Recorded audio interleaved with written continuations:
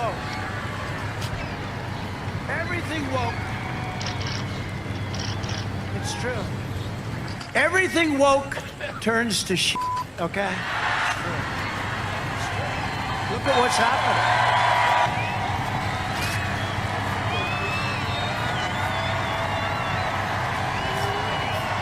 What's going on, everyone? Jeremy here from The Quartering. I hope you're having an absolutely wonderful Thursday. I know we're kind of in a stale news cycle now. Everyone's kind of treading water until November 5th. I'm trying to mix in non-Trump, non-Kamala topics.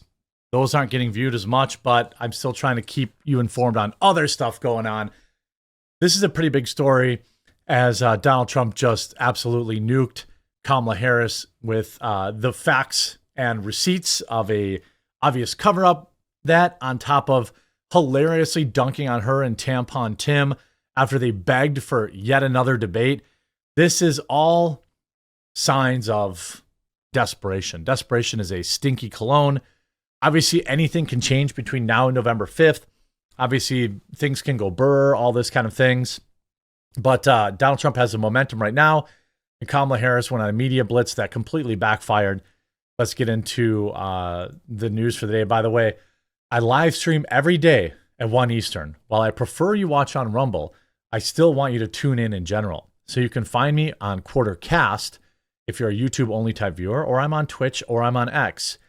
Please do. I'll leave it linked in the pinned description. Please follow Quartercast. And shout out to libfibs.com. Sometimes we all need to just laugh a little bit, especially at our friends' expenses.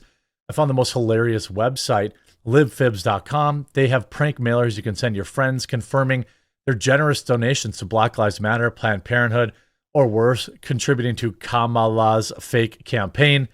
Here's how it works. For $12, you pick a mailer, enter your friend's mailing info, sit back and wait for the screams. Each mailer includes a receipt for their reoccurring donation of $250 a month, and the most ironically authentic explanation of how the money will be put to use.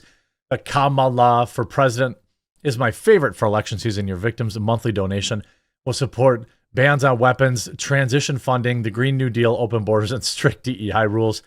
Whether to your friend, parents, or that mega uncle that you have, get a front row seat to their hilarious reaction of a lifetime. Go to libfibs.com/quartering today to send your prank letters. Now, code quartering saves you 10%. Thanks for the sponsorship. LibFibs seems like a pretty hilarious project.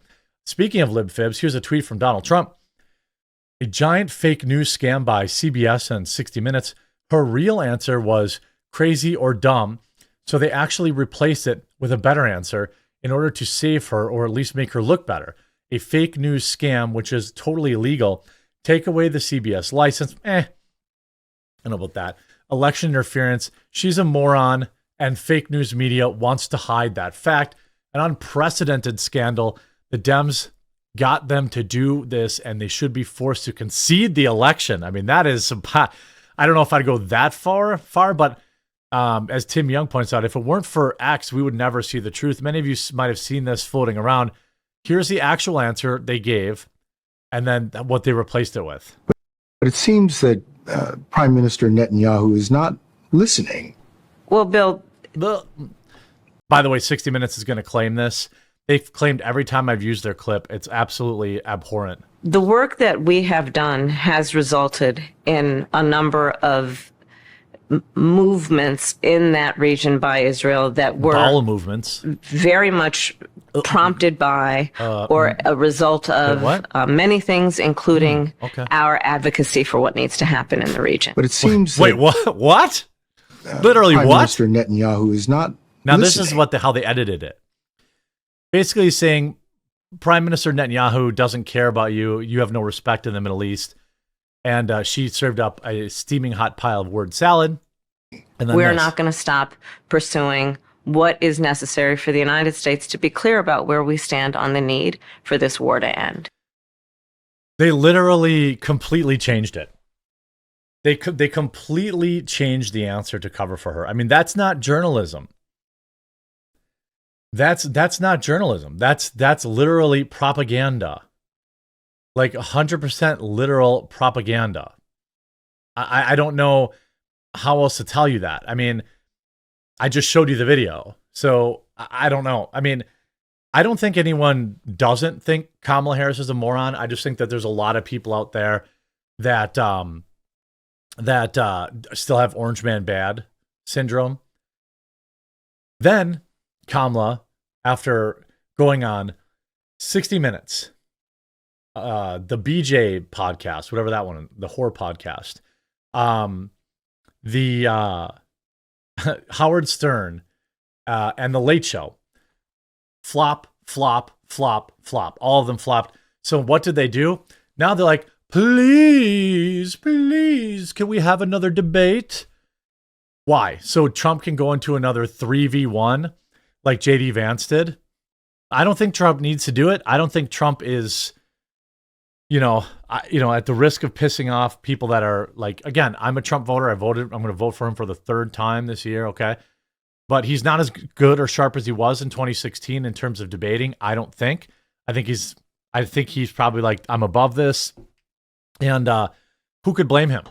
He's it's tough to beat a 3v1 plus editing plus bias fact checking, right? So he has it's a no-win situation for him. So why would he even attend? So Fox News proposes another debate like days before the election. Why would Trump do that, right? It's stupid. So he wrote, I won the last two debates, one with Crooked Joe, the other with Lion Kamala. I accepted the Fox News debate to debate Kamala on September 4th, but she turned it down. JD Vance easily won his debate with Tampon Tim Walz, who called himself a knucklehead. I'm also leading in the polls, with the lead getting bigger by the day, and leading in all swing states. The first thing a prizefighter does when he loses a fight is say that he demands a rematch. It is very late in the process. Voting has already begun. There will be no rematch. Besides, Kamala stated clearly yesterday that she would not do anything different than Joe Biden, so there is nothing to debate. Thank you for your attention to this matter. I mean, I don't know if he actually wrote that. I don't know, but it was extremely well worded. Like the whole thing, like just tie her back to Trump. Just tie him back to Trump. Oh, you already said you wouldn't change anything, Joe Biden. So are you a Joe Biden person or not? Of course, we talked about, poly market right now, the betting market showing nearly a 10-point spread between the two candidates. It's down to like closer to 9, to be fair, 9.2 point spread. But I mean, it's a stark change given that Kamala Harris had led by 2 or 3. So there's been like a 10 or 11 point shift into last week. Now, will Trump maintain that momentum? Well, he's got to pound the ground in Wisconsin, Michigan, and Pennsylvania and Georgia. 4 states. You could argue about Arizona, sure, but I think with the abbreviated window, you got to pick.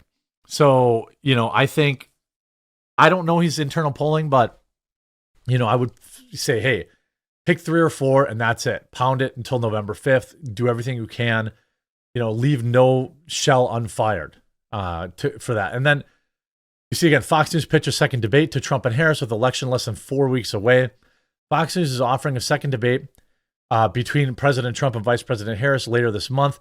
The conservative cable network Behemoth doled out an invite to both campaigns on Wednesday, suggesting October 24th and 27th as potential dates. What? A week before the election? Absolutely not. So Fox News can stab him in the back too? You know what I mean? I don't think that he needs to do that. I don't think he wants to do that. I don't think that there's ultimately any reason. Now, tonight, I think, let me double check this. I think tonight is Kamala Harris's town hall. I think. Let's see. Trump postpones town hall with RFK Jr. I'm sure just so he can work on the presidential or on the battleground states. He doesn't really need to do a town hall either. Everyone knows where he stands. That's one advantage that Trump has. Everyone kind of knows. Now, this says both events will be pre-taped and air nationally at 10 p.m. Eastern with Spanish language translation on Univision. Town hall with Vice President Harris will be in Las Vegas on Thursday, October 10th. And the town hall with former President Trump will take place in Miami on October 16th. Now, I don't know if Miami was impacted at all, by the hurricane. I can't be sure.